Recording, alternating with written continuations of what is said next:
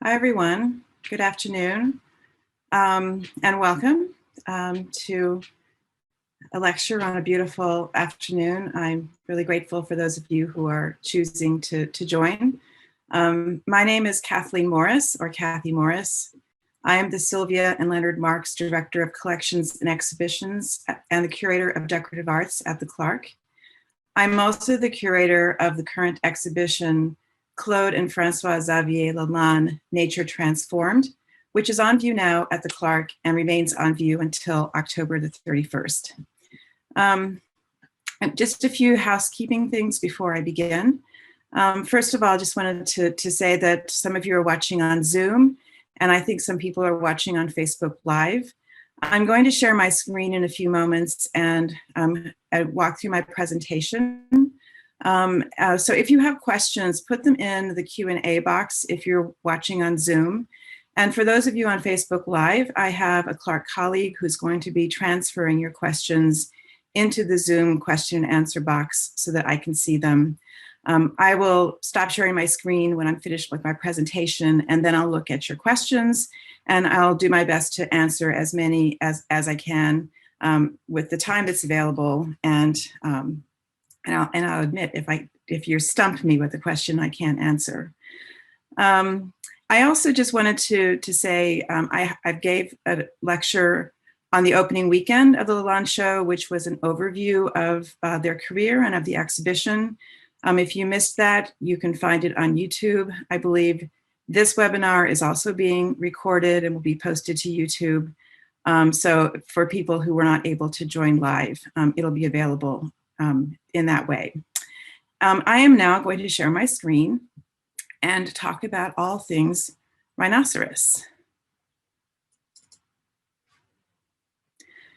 So this exhibition really is all about François-Xavier Lalanne and his fascination with the rhinoceros. As I began working on this project, I quickly realized how important the rhinoceros was to Francois Xavier. And it immediately became important to me to have at least one of his rhinoceros sculptures in the exhibition. And I'm really actually delighted to say that there are two rhinoceroses in the exhibition, and I'll talk about both of them. But Francois Xavier was not the only artist in mid-century Paris who was fascinated or obsessed with the rhinoceros. So before talking about Francois Xavier, I want to spend a little bit of time considering how the rhinoceros appeared as a major subject in the work of the artist Salvador Dalí, as well as the playwright Eugène Ionesco. But it's impossible to think of the history of the rhinoceros in Europe without starting with the great German Renaissance artist Albrecht Durer, and you see him here in the self-portrait, because in 1515, Albrecht Durer made this print showing a rhinoceros. It features the first rhinoceros to have been seen in Europe in over 1,000 years, since antiquity. However, Durer himself never saw the rhinoceros. And I'm going to tell you a brief history of that rhinoceros, his story. So in 1515 or in 1514, the rhinoceros was sent from India to the King of Portugal, whose name was Manuel I, as a gift. And in 1515, the King of Portugal decided in turn to send the rhinoceros as a gift to Pope Leo X in Rome, who had many of the leaders of Europe at that time, including the Pope, had menageries or zoos that had exotic animals from other places in the world. While the rhinoceros was still in Portugal, an unknown or unidentified artist made a sketch of it and wrote a description of it. And then the rhinoceros boarded a ship and they set sail with this beast to take it to Italy. Unfortunately, it never arrived because they ran into trouble. The rhinoceros was chained to the mast of the ship sank, and the rhinoceros drowned. So the rhinoceros never made it to Italy, and no other Europeans saw it. So Durer made this print to commemorate this rhinoceros having arrived in Europe, and before it actually had perished at sea. But he hadn't seen it, as I said. However, the description that I mentioned before that the Portuguese artist had made somehow made it to Nuremberg, where Durer lived. And so Durer used that description, possibly the sketch, we're not sure about that, as well as a description of the rhinoceros from the ancient writer Pliny the Elder, who there had been a sighting of rhinoceros, or a rhinoceros brought to Europe in antiquity, and he had seen it and wrote about it in his Natural History, which was published in the year 77. The inscription at the top of this woodcut tells the story of how the King of Portugal sent the rhinoceros brought the rhinoceros from India. And then it goes on to describe some aspects of the rhinoceros. For example, it says that the rhinoceros is the color of a speckled tortoise. It says that it's almost entirely covered with thick scales.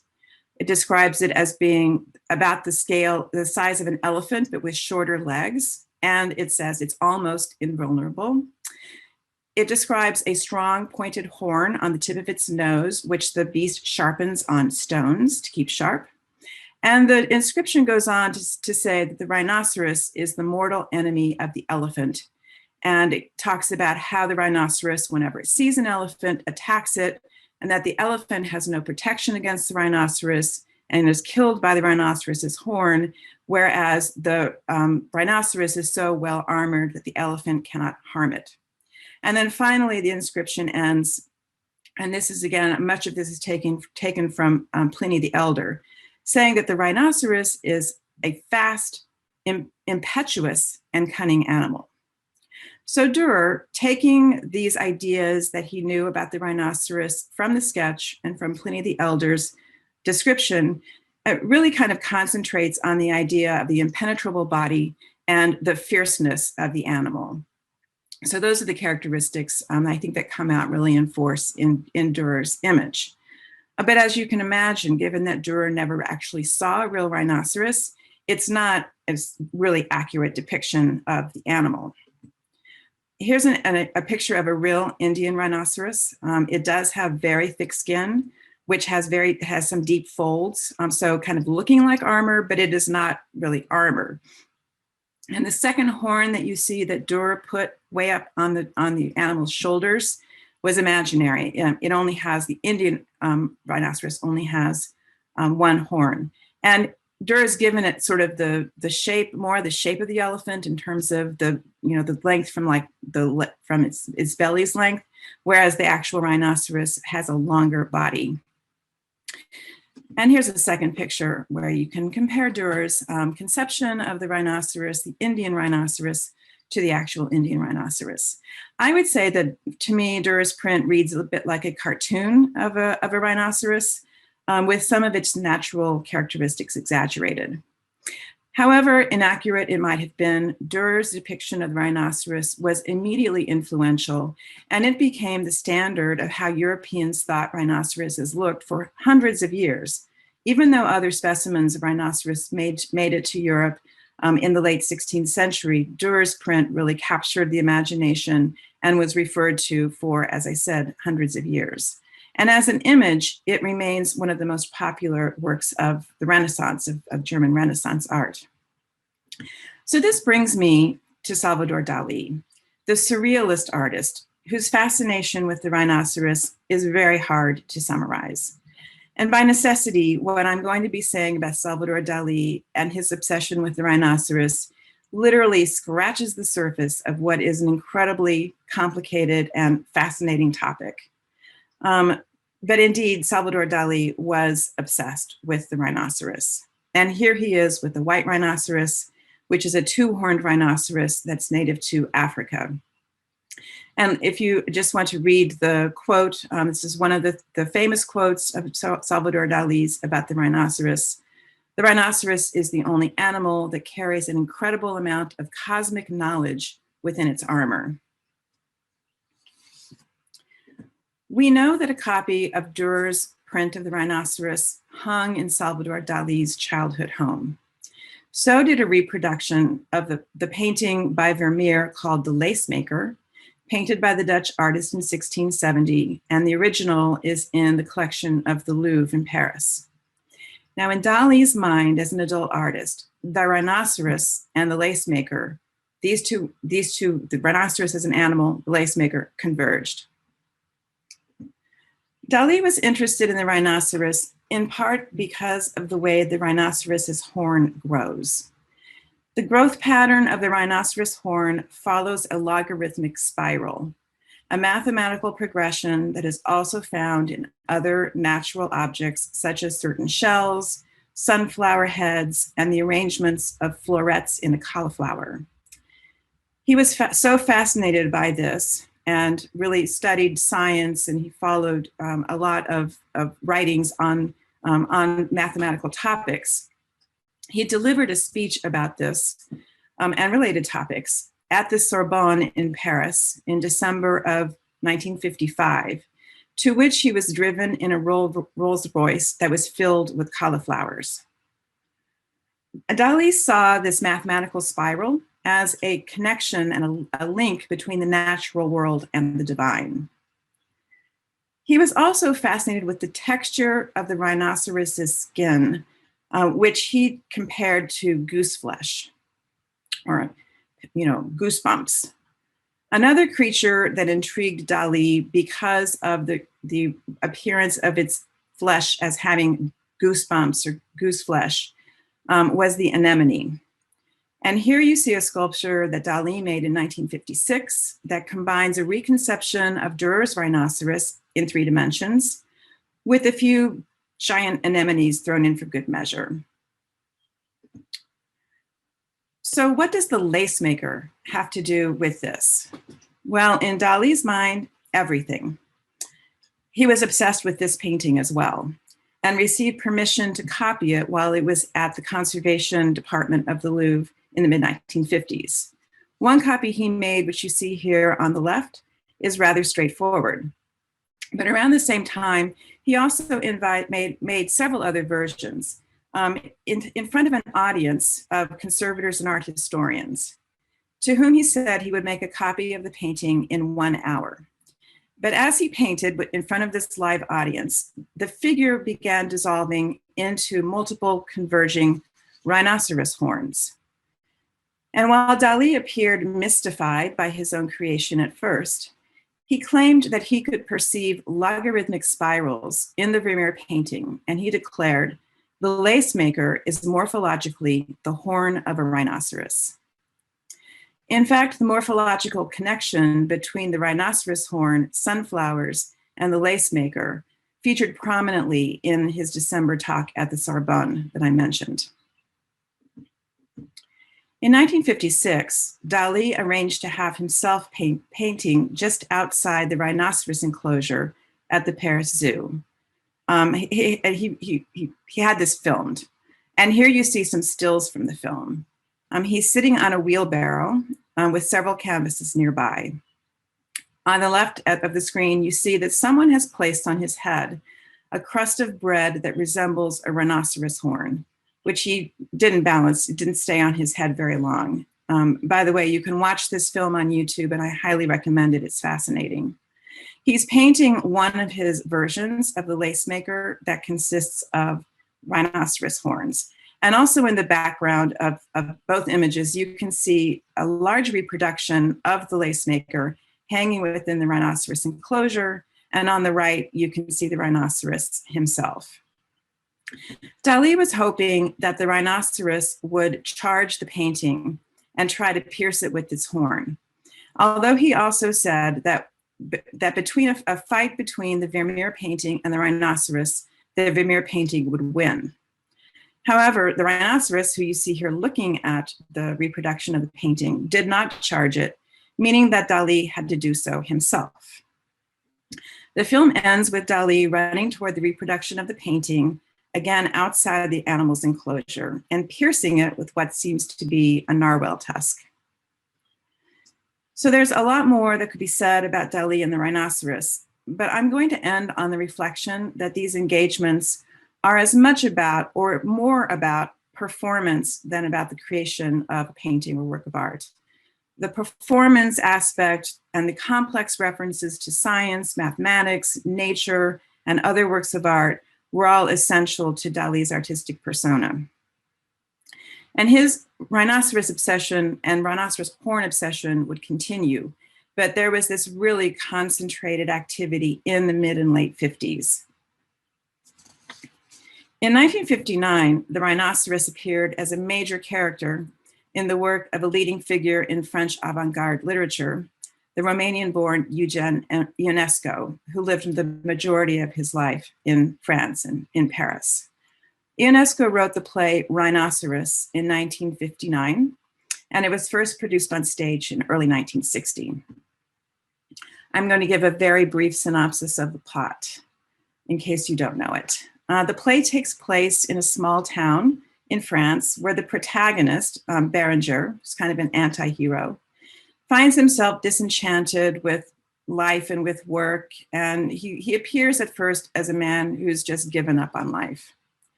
The town is terrified when one of its residents is turned into a rhinoceros.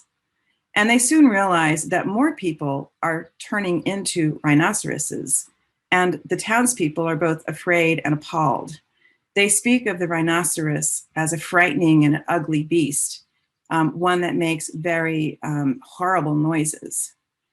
As the play progresses, though, the attitude of the townspeople shifts, and they begin to admire the rhinoceros and even to long to join those who've turned into rhinoceroses. And Berenger, and you see him, he's the character in the middle of both of these play stills. He alone is determined to resist the metamorphosis, if only he can figure out how to do so. And as the play ends, he is the only character who still remains a human being. The play has been interpreted as a commentary on the widespread embrace of fascism leading up to the Second World War, and how easily people are influenced in the face of ideas or events that they formerly found evil and immoral. Ionesco may have chosen the rhinoceros for the very characteristics that Pliny the Elder had ascribed to them in antiquity. They're fierce creatures, nearly impossible to defeat given their tough hide and sharp horn, cunning and violent. In Ionesco's play, then, the rhinoceros appears in a very different guise than in Dali's art and performances, more as a metaphor of human behavior. Which leads me at last to Francois Xavier, whose first large-scale sculpture was none other than a rhinoceros. You see him here in 1964 with that sculpture.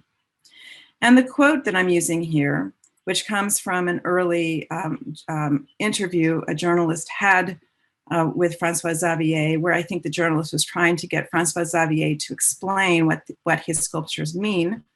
And he said, "With him, we rhinoceros." It really indicates the extent to which he went out of his way to avoid pinning down any one meaning of his art. Throughout his career, Francois Xavier took animal forms as inspiration. And you see on this slide some of the animals that appeared in his art. And there are many, many more beyond this. Taking animal forms and turning them into something surprising and new was Francois Xavier's forte. Many of these had a function. For example, the grasshopper, which is in our exhibition, turns into a bar and a bottle storage. The metamorphic cat is also a bar. The pigeon is a table lamp. The frog has an opening head, so it becomes a storage unit. The ostriches are holding up something that becomes a bar. The hippopotamus can be used as a bathtub. The tortoise is a topiary.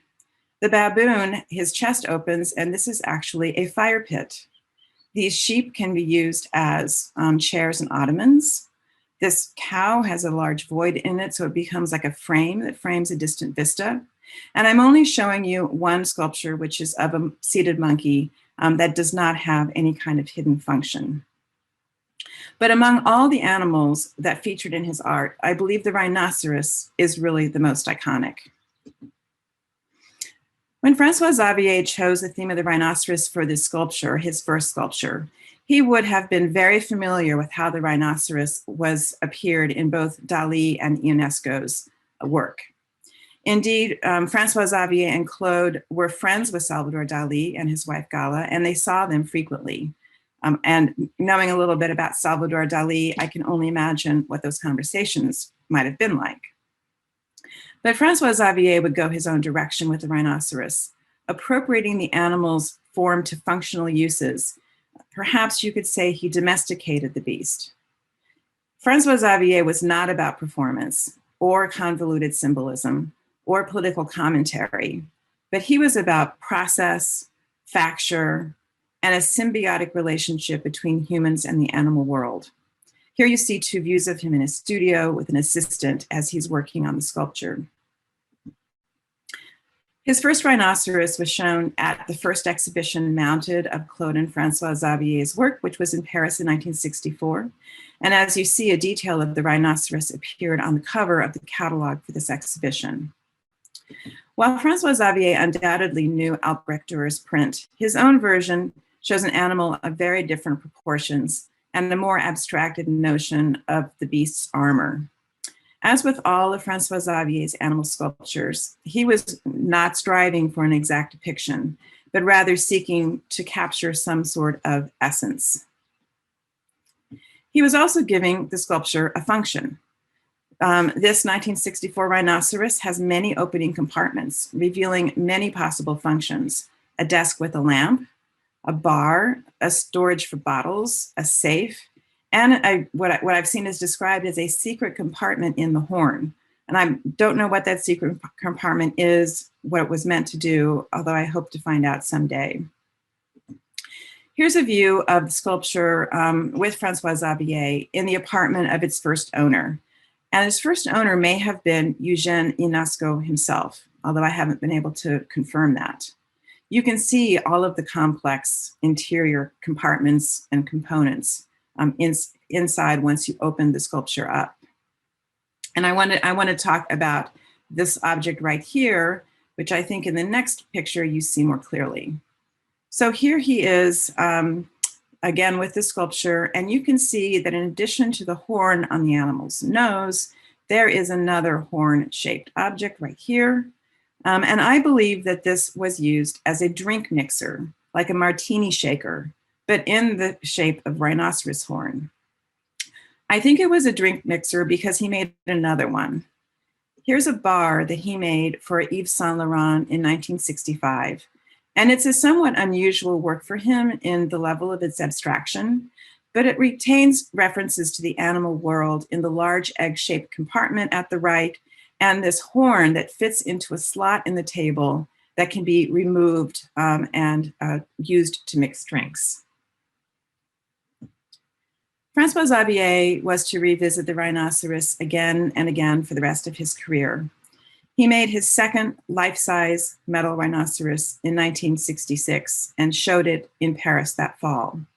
Here you see the cover of the exhibition, of the catalog for that exhibition, this time featuring a drawing that Francois Xavier had made as a study for his second rhinoceros. As you can see, he's taken the concept and streamlined it further. His working process always started with drawings, especially drawings in profile, from which he would refine his design ideas. His drawings were a very important part of his practice. So here you see the 1966 rhinoceros open and closed, along with the cover of the catalog again.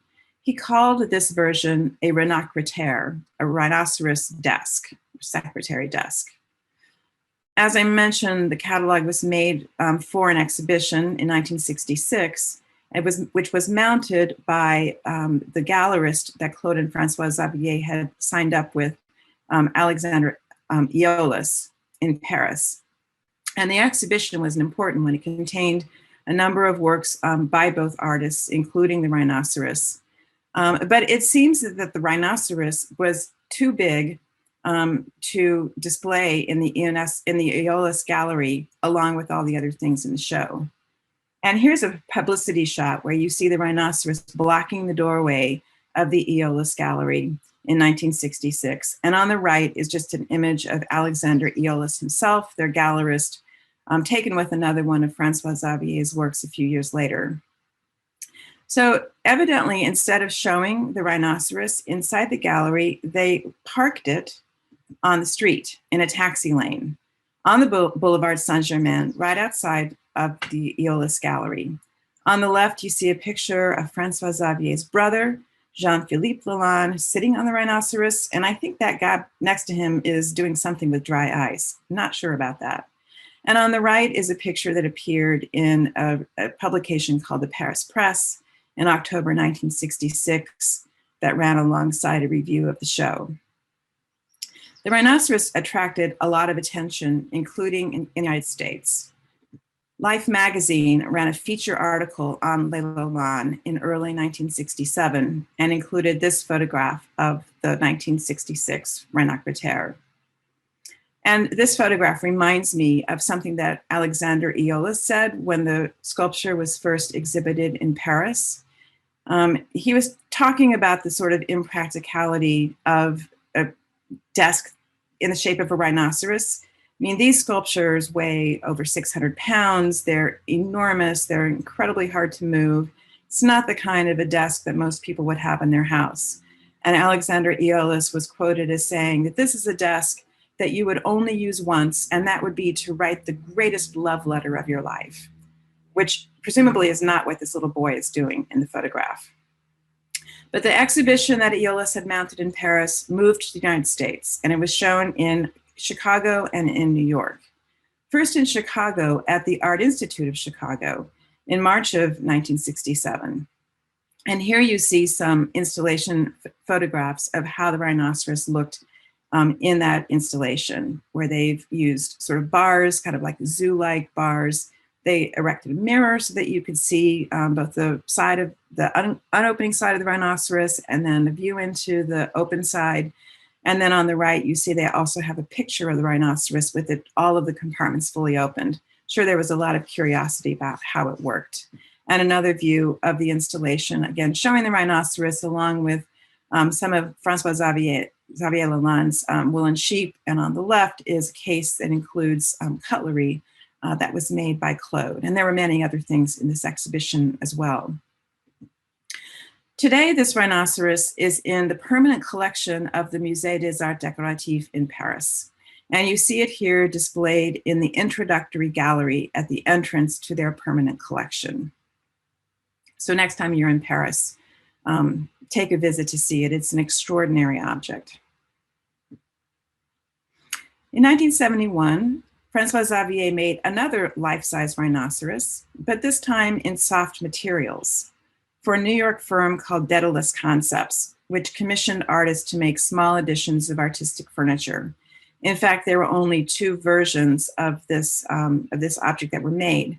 And it's not only a sculpture, but it is actually furniture because it deconstructs and converts into a series of chairs and maybe a footstool. Not sure what that is meant to be used for. In 1975, Francois Xavier was commissioned to make his 3rd life-size metal rhinoceros by the president of France at the time, Valéry Giscard d'Estaing. But the commission was canceled before the sculpture was completed, but when it was well in progress. So Francois Xavier finished it anyway and exhibited in Paris in the summer of 1975, and then eventually sold it in 1977 to Francois de Menil, who was a great collector. Here you see it in his studio while he was working on it in 1975. Here you see the interior, which is quite complicated, as you can see. Again, to be used as a desk with storage compartments. This rhinoceros sold at Sotheby's in 1985 and was purchased by a foundation in California. And one fascinating thing I found as I was researching the rhinoceros, the whole rhinoceros story, is that in the 1985 Sotheby's catalog, this lot was listed as a work by Claude Lalanne. So it's sold as a rhinoceros sculpture by Claude, and Francois Xavier is not mentioned in the description of the sculpture. And this goes back to this idea that these were two artists who always showed together, and under one name. They used the name Lalanne from the beginning of their careers, even though they had very distinct and separate artistic practices. It was easy for people to confuse who made what, and obviously that still persisted as late as 1985. And they didn't seem to care. I mean, it was not the sort of thing that preoccupied them, which makes them really interesting. In 1974, Francois Xavier decided to start making a series of small-scale metal rhinoceroses with opening compartments. And he called this model a mechanical rhinoceros. And here's a drawing of it in which he is working out some of the potential compartments. This drawing was made in 1974. And if you compare that drawing with the cover of the 1966 catalog, you see many similarities. But I would say that over time, he continued to simplify and streamline the design. And he finished the design for the mechanical rhinoceros and produced the first one in 1976. Ultimately, he made a total of 12 versions of the mechanical rhinoceros over a number of years. And while they're considered an addition, each one is completely handmade. They're not really large. They're maybe 2 feet wide at the most. One client who commissioned a mechanical rhinoceros wanted to use it as a condiment holder. So glass condiment jars were custom made by Saint-Gobain to fit inside the compartments. Francois Xavier coordinated with this very carefully. In the mid-1970s, Francois Xavier was a number of artists commissioned by the Italian firm Ultramobile to participate in a line of artist-designed furniture. And other artists who were involved in that series included Marcel Duchamp, Man Ray, and Sébastien Mata. For his contribution, Francois Xavier collaborated with Japanese architect Kazuhide Takahama, and you see the resulting screen here. Takahama decided on the form of the object and the materials. It was made in several colors, and this one has a black lacquered surface. And Francois Xavier supplied the design of the rhinoceros standing on a strip of land. In 1978, he published a book of his own lithography, which he called Polymorphoses. These lithographs feature mainly landscape scenes in which everything looks rather bucolic and normal, but there's always something surreal going on in them. In this case, you see a sketch of a village with a little road, maybe with a bridge. And then in the background on the left, you see, or on the horizon, the profile of a rhinoceros. In 1980, he made an etching he called The Memory of the Rhinoceros, which you see on the right. And this work might represent the closest connection to Salvador Dalí, or Salvador Dali's conception of the rhinoceros. And remember that quote where Salvador Dali says the rhinoceros holds cosmic knowledge within its armor. Here, Francois Xavier has reimagined the rhinoceros as perhaps a holder of knowledge of the natural world. He reconceives the compartmentalized rhinoceros in a new way. Here, a different animal, insect, or bird appears on each of the compartments. Also in 1980, around the time that the print appeared, Francois Xavier exhibited an entire show devoted to his rhinoceros art in a gallery in Paris. He called it Les Rhinoceros dans tous états, which is a difficult idiomatic phrase to translate. And one thing about Francois Xavier, he loved playing with words, using them in different ways, and he often embedded puns or language tricks in the titles of his works. Dans tous ces états means something like in one hell of a state, in a tizzy, beside himself, turned upside down, something like that, something that really indicates a great deal of agitation, not necessarily in a negative way. But it's kind of funny because Francois Xavier's rhinoceroses always look so calm. The phrase can also be translated in a more straightforward way along the lines of the rhinoceros from every angle, which is where I got the title for this talk. And unfortunately, there's really not much information about this exhibition that took place. I haven't seen any installation photographs. There was no publication, and I would love to know more about it and what was in it. Here's another example of the small mechanical rhinoceros. This one was made in 1980, and it's a great image because you can see so many of the compartments are open, and you can really see the sort of complexity of the mechanism that he created to have all of these openings in the sculpture. You can also see in this and in all of his sculptures how there's a lot of evidence of the way that he made it. So you can see the solder marks, you can see differences in the patina, you can see the, the hinges, both when it's, some of them when it's closed or when it's open. He was not an artist who was trying to sort of efface the hand of the artist at work. He was always leaving behind the evidence of the fact that these are handmade, handcrafted objects. Beginning in the 1970s, he also made a number of versions of small rhinoceros sculptures in various materials that are solid, meaning that they don't open. Not that some of them are they're sort of hollow cast, but they don't open. This example, has a blue enamel surface and was made as part of an edition of 150 for a firm called Art Curial in 1980. And he also made other small non-opening rhinoceros sculptures in a variety of materials, including gilt bronze, patinated steel. Here's the small rhinoceros that we are showing in our exhibition, which he made in 1983. And again, it's a mechanical rhinoceros, so it has multiple openings, and we're showing it with a number of the openings in the open position. And they're very rare, so I'm just so thrilled to have an example of one in the show. In 1991, he returned to the large-scale rhinoceros again, and he began to design it. He actually began designing it in the late 1980s, but he began fabricating it in 1991. And here it is in process in his studio, which is also a nice photograph because it gives you a glimpse of what his studio looked like. I had the real honor and the privilege to visit there in March of 2019, and both his studio and Claude's studios, which were separate but in the same compound where they lived, were incredibly inspiring. Here's a view of the rhinoceros when it's almost done. Again, this is a completely handmade sculpture with Francois Xavier, who is measuring it or perhaps leveling the drop-down desk. And this is the version of the large-scale metal rhinoceros that we're showing in our exhibition.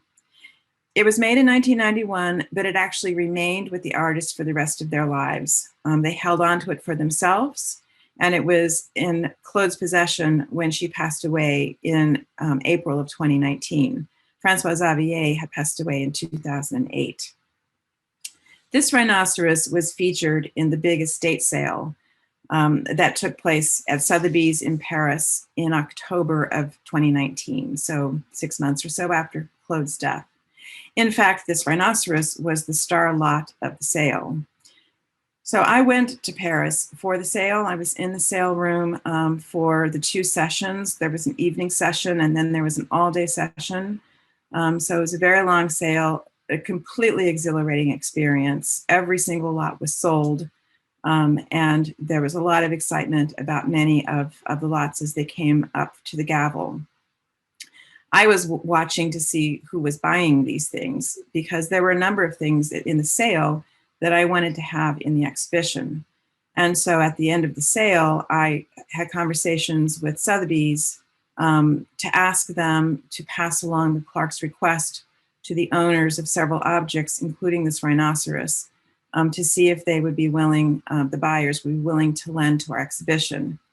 And in terms of this rhinoceros, the buyer was very happy to lend. And I'm just so pleased that my long vision of having a rhinoceros in the exhibition and one of his handmade metal rhinoceroses came to fruition with this very generous loan. So to quickly finish the chronology of rhinoceros sculptures in Francois Xavier's long career, in 2001, he carved this unique example out of black marble. This again is on a smaller scale. And then in 2002, he returned to large scale for his last large metal rhinoceros. All of the others, the other 4 large scale metal rhinoceroses, are unique and completely handmade. But this one he conceived of as an addition of 8. So it's cast in bronze, so it could be replicated in 8 versions and finished by hand. And this one, again, is usable as a desk. In 2010, in Paris at the Musée des Arts Décoratifs, they held a retrospective of the art of Lalanne.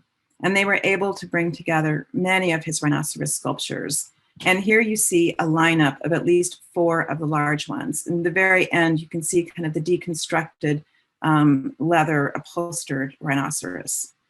And I'll end with this image, which encapsulates Francois Xavier's lifelong fascination and love of the rhinoceros and the craftsmanship and whimsy he invested in them in equal measure. Thank you. And I'm now going to stop sharing my screen, and I'll look to see what kind of questions have come in.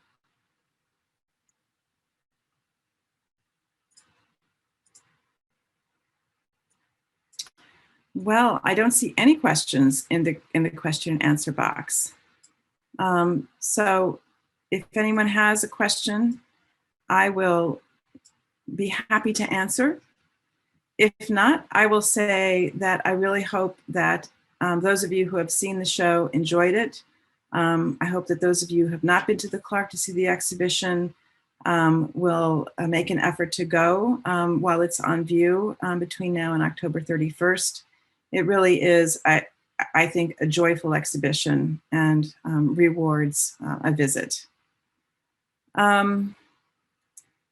So I have a question here that says, do you have any comment about the rhino toes? Some of them have toes and some of them don't. And you can see, like in the pictures that I showed, the first 2 versions of his rhinoceros, I think, had 3 toes. It's a 3-toed animal.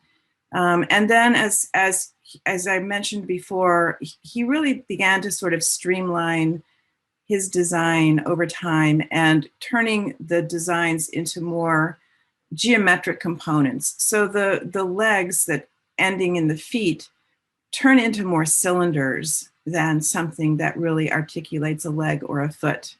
And so a lot of the rhinoceroses lose their toes. They no longer have toes. And I think that was all a part of his, again, this kind of process he went through of sort of stripping away the nuances of form to kind of an essence of form that in a lot of ways reflects his interest in sort of geometric shapes. Another question has come in that says, did he have similar obsessions with another animal that he revisited over decades? Well, he did have certain animals that I would say were favorites, but he also had kind of classifications of animals that he liked a lot. Or the bird, for example, he made a lot of birds over his career, but there are a lot of different kinds of birds. Like he made a lot of different owls, but he also made pigeons and other shapes of birds. The birds were definitely something he was fascinated with. He's fascinated with the sheep. He started making the sheep in 1965, the woolen sheep. And then later on, he made them in concrete and other materials that they could be outside. And he started to make not just sheep, but also different sort of ewes or baby sheep. But I don't think there's anything, to my mind, there's nothing that is really as pervasive and sort of running as a line all the way through his career than the rhinoceros. Here's a question that says, did the Lalonnes write about their work and the thinking behind their designs? And they did write a little bit about their work, but not a lot. They were interviewed about their work on a number of occasions, but they were not.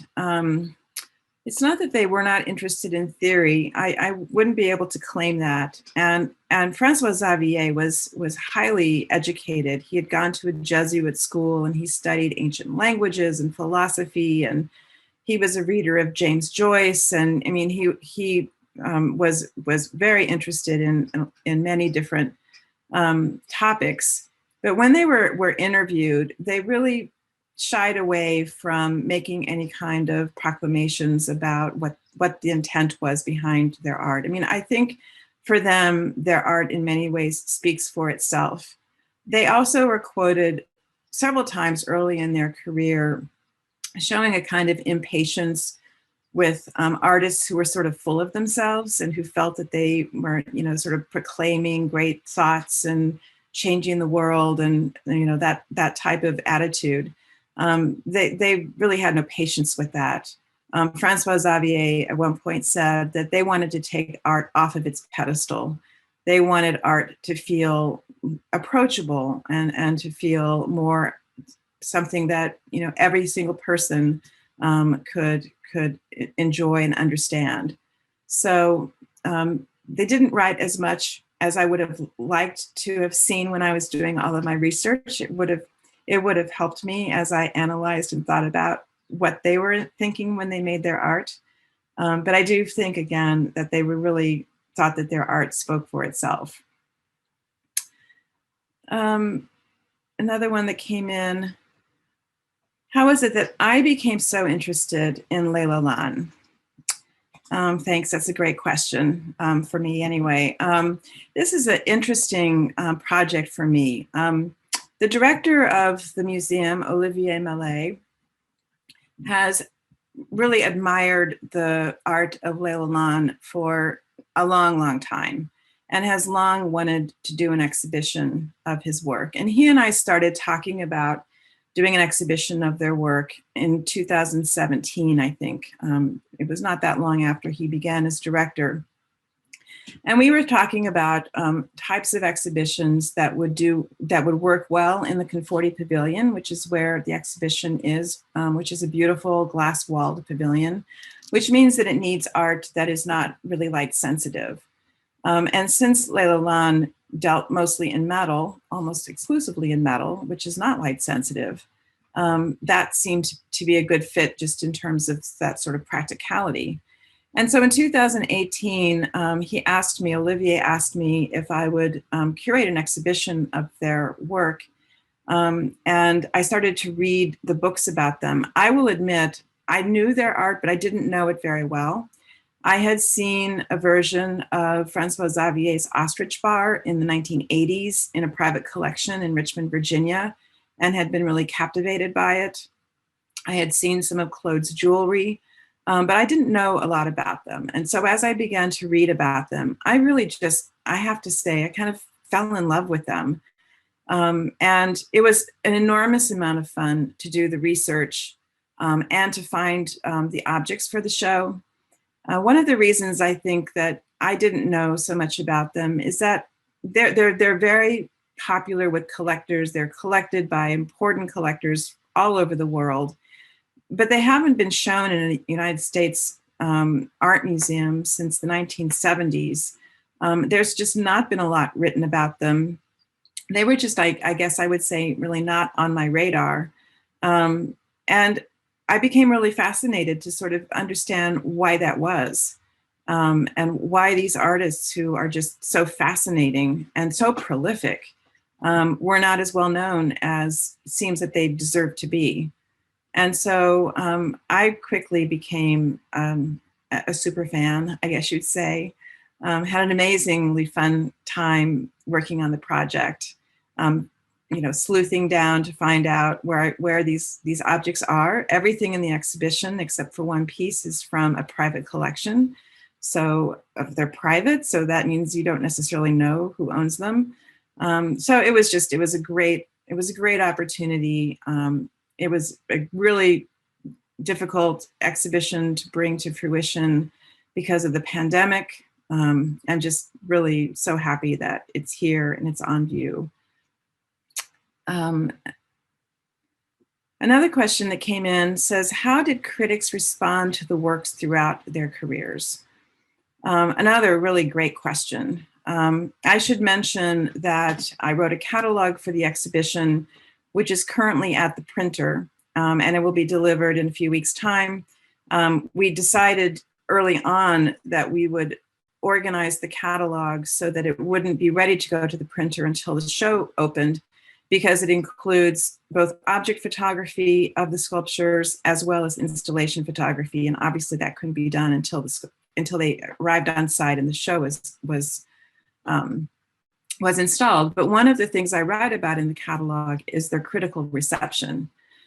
And I was really investigating something that is a persistent theme that you find when you start reading about Lalanne, is that there's a sense that there is a kind of a rejection of their art, a critical rejection of their art, that was one of the things that, in a sense, kept them out maybe of the museum world.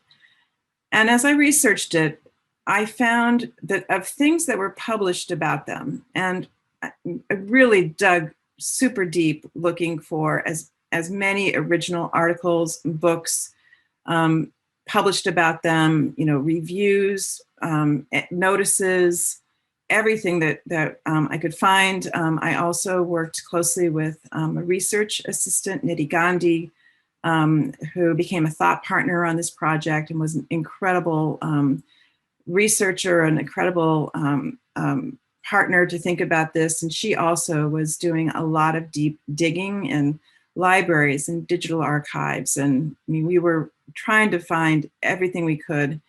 And so I feel that, I'm sure I missed things, but I feel I did a pretty comprehensive survey of the literature published on them.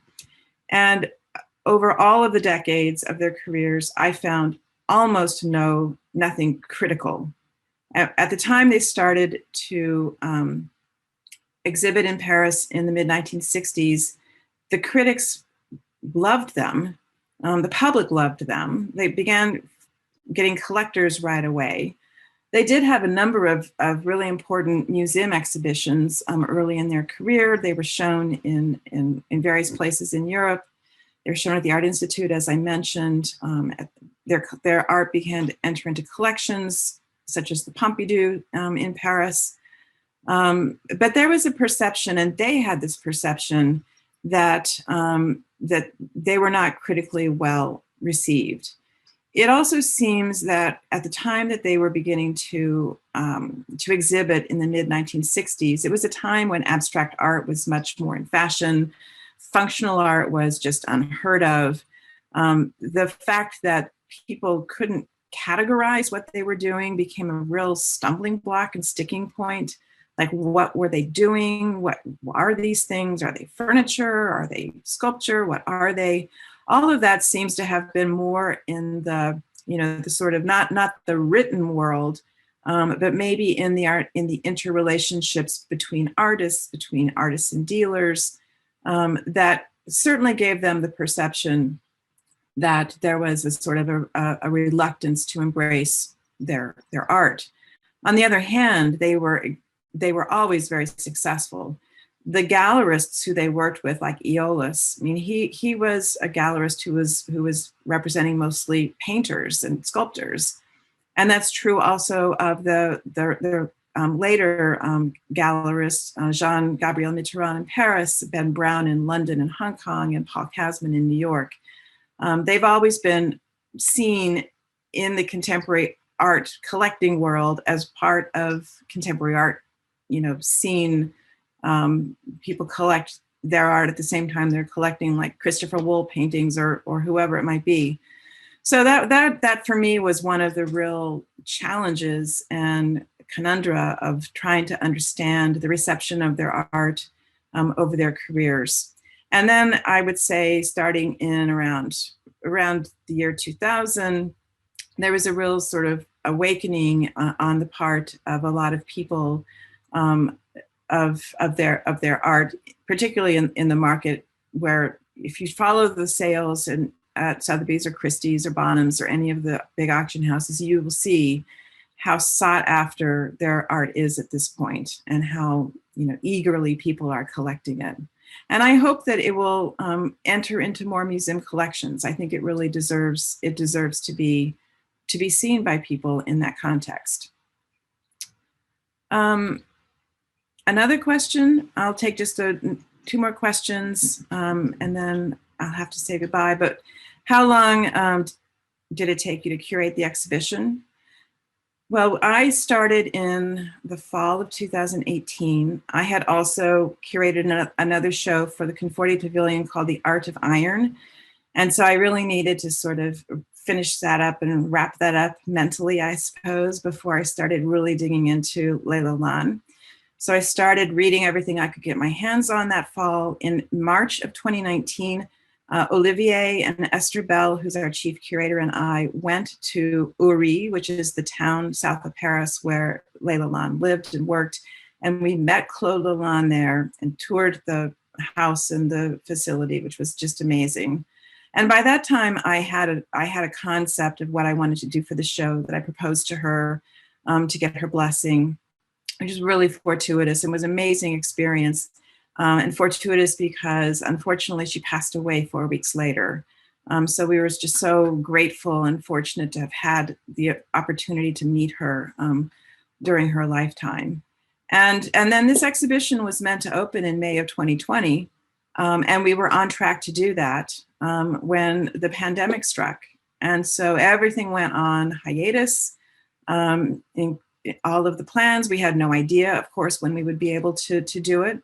But we decided to try for just postponing it by 1 year.